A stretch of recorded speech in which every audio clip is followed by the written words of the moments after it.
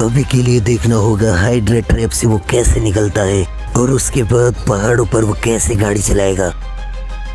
High speed left corner के बाद double lane की सबसे भयानक जंप का सामना करना होगा।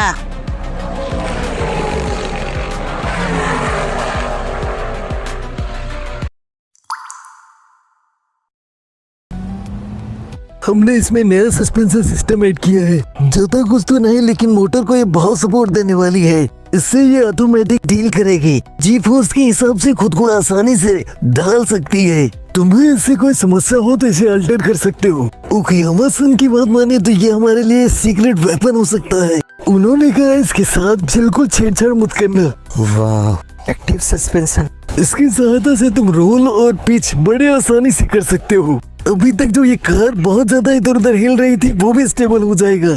ये बहुत जबरदस्त है। मैंने मोटर के साथ ऐसा सस्पेंशन के बारे में कभी नहीं सुना था, जिसके बारे में सोचा ही नहीं था कि 86 इतनी ज्यादा अपग्रेड हो जाएगी। और कनाता, क्या हालचाल? आई बसन भाई, आपको बुरा ना लगे तो क्या मेरे बूथ में रहेंगे? इसीलिए तो मैं यहाँ आया हूँ। Thank you so much. आप वहाँ रहेंगे, मुझे बहुत कॉन्फिडेंस मिलेगा। जय भगवान, बहुत सही हुआ जो इन दोनों के बीच में पैचअप हो गया। मैं अपने सारे फैंस का स्वागत करता हूँ। मैं हूँ तनाका तोजी, आपका कमेंटेटर। जिस पल का आपको इंतजार था वो अब आ चुका है। 5वां दिन। आज हमको मिलने वाले हैं सबसे जबरदस्त ड्राइवर डबल लेन रेस के लिए। कमेंटेटरों सबको इंट्रोड्यूस करवाता है आज के शेड्यूल के साथ में, जहाँ कनाता के साथ बड़े भी सभी भाग लेने वाले हैं। कनाता पहले नंबर पर जाने वाला है। कनाता की रेस शुरू होती है। एंजल के लिए रेन को असाइन किया गया है। रेन बहुत ही शर्मा रही है, लेकिन कनाता रेन से मिला हुआ लकी चार्म उसे दिखाता है, जिससे वो खुश हो जाती है और रेस स्टार्ट होती है। नागिन की जैसे बल खाती हुई लाल परी अब निकल चुकी है। अब देखना होगा कि कनाता किस तरीके से अंडरवे को टैकल करता है।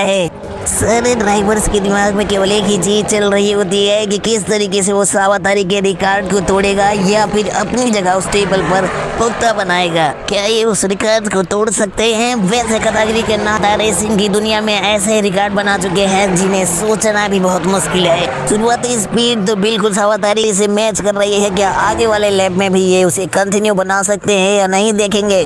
बोथ के अंदर भी सेटिस्फेक्शन दिखाई देता है। स्टार्टिंग स्पीड, कार मूवमेंट एकदम बढ़िया, लोगों के लिए सेटिस्फाइंग होती है। कनाता आता हुआ आगे बढ़ता है। चूंकि डबल लेन रेस में बहुत सारी प्रॉब्लम्स आती हैं, एक तरीके से उन चीजों को फेस करना होता है, जैसे अंडर वाटर, हाई जंप और ये सारी चीजें होने वाली है। अगर आप एक नए ड्राइवर हैं तो आपके लिए ये सारी चीजें बहुत मुश्किल है। डबल लेन रेस कनाता के लिए पहली होती है, लेकिन फिर भी वो बहुत ही अच्छा करता हुआ दिखाई देता है। कनाता पानी से होकर आसानी से गुजर जाता है और लोगों के लिए बहुत ही इम्प्रेसिव होता है कि किस तरीके से उसने उस सिचुएशन को टैकल किया है। लेकिन अभी भी वो मैच नहीं कर पा रहा है सावातारी के रिकॉर्ड को। नए अपग्रेड के साथ कनाटा कॉर्नर पर भी 150 स्पीड को मेंटेन करने में कामयाब रहा है और जल्द ही वो अपनी 200 की स्पीड ग्रैब कर लेता है, जो बहुत ही ज्यादा इम्प्रेसिव होता है। लेकिन अगर उसे सावातारी के रिकॉर्ड को तोड़ना है तो उसे और भी ज्यादा पुश करना होगा उन ट्रैक्स पर। हायर अप डाउन वे में भी वो कार बहुत ही अच्छा परफॉर्म कर रही थी, जिससे ओकियामा की तारीफ करते हुए भी लोग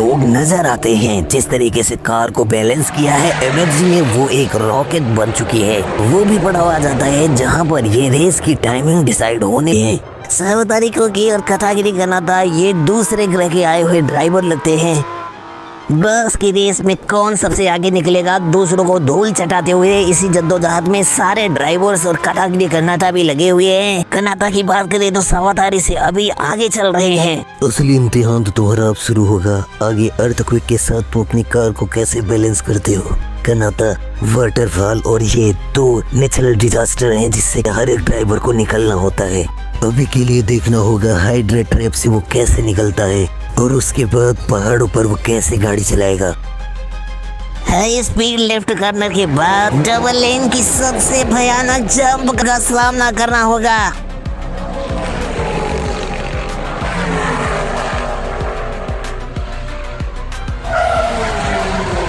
डूड, इसने तो कमाल कर दिया।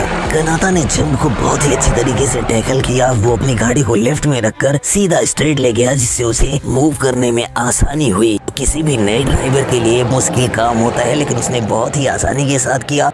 कनाडा बाकी जगह भी अच्छा करता हुआ दिखाई देता और फाइनली वदारी के रिकॉर्ड को तोड़ नहीं पाता, उससे 0.34 सेकेंड पीछे होता है। बाकी ड्राइवर्स की रेस भी दिखाई देती है जहां पर वो अच्छा परफॉर्म करने की कोशिश कर रहे हैं, लेकिन सावातारी और कनाडा को दिमाग में रखते हुए उनसे बहुत पीछे निकल रहे हैं।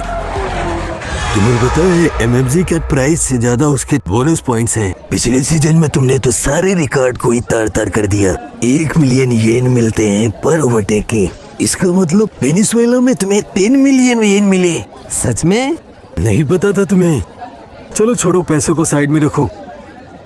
एक ही रेस में 10 लोगों को ओवरटेक करना यूजुअली ये होता नहीं है। तुमने तो हर एक रेस ट्रैक पर लगभग 10 ओवरटेक किए हैं एक एवरेज में। मुझे भी जानना है कि आखिर तुम्हारे दिमाग में उस समय चलता क्या रहता है। हाँ, चलता क्या रहता है?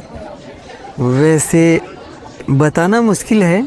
उस समय मेरी बॉडी अपने आप वर्क करने लगती है। ये एक तरीके का रिफ्लेक्स होता है। और हाँ, उस समय मेरे अंदर जो फीलिंग्स आती हैं वो बहुत कमाल की होती है। अब इसे मैं आपको कैसे समझाऊं? जब 2 कार्स एक दूसरे के साथ में रेसिंग ट्रैक पर आगे जाती हैं तो मेरे अंदर अजीब सा जोश आता है और मेरे हाथ पैर सब अपने आप काम करने लगते हैं। वहाँ मुझे कुछ सोचने का मौका ही नहीं मिलता। शायद मैं सोचना भी नहीं चाहता, बस उस पल को एंजॉय करना चाहता हूँ। पागल आदमी है ये। कनाडा आगे बताता है कि रेस के दौरान हुए हर एक ओवरटेक में केवल उसके इंस्टिंक्ट और रिफ्लेक्सेस ही काम आते हैं। उसमें उसका पर्सनली सोच विचार करके कोई योगदान नहीं होता। तभी उनका खाना आ जाता है, वो लोग खुश हो जाते हैं। दृश्य बदलता है, जेमी दिखाई देती है जो डबल रेस क्वालिफायर के लिए आती है। उसे थोड़ी देर के लिए रुकने के लिए कहा जाता है। अगला नंबर उसी का है।